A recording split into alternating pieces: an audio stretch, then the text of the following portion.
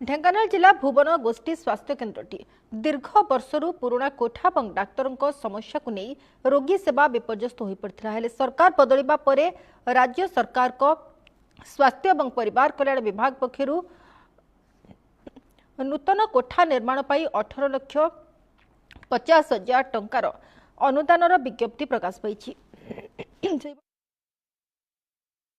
87 लाख टंकार अनुदान राशि मिलवा सहित राज्य सरकार पक्षर 3 जन डाक्तर योगदान रही, जहां नहीं कामाख्यानगर विधायक राज्य सरकार को कृतज्ञता जनाइता बेले अंचलवासी माने खुशी व्यक्त कर।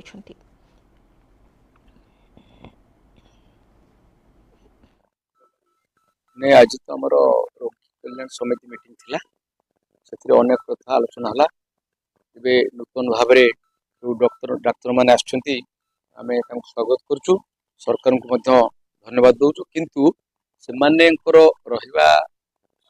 व्यवस्था ये भल भाव ना। विगत दिन में डॉक्टर मान जो क्वार्टर तार मेन्टेनांस न करने कारण सी जराजीर्ण अवस्था पहुंची से जड़े डॉक्टर रहा अवस्था से घर ना। तेणु आम कि भाव में तुरंत किसी रूम केमती हो पार जोटा रोगी कल्याण समिति जो पैसा अच्छी तार नीति नियम अनुसार जहाँ पैसा खर्च हो सर्वसम्मति क्रमे आम पास कलु तुरंत आरंभ कर। गोटे खुशी कथा आनंदर कथा 18,50,00,000 नूतन मेडिकल गृह अप्रुवाल हो सारी केमती तुरंत करा मेन्टेनांस 3,87,00,000 आसी।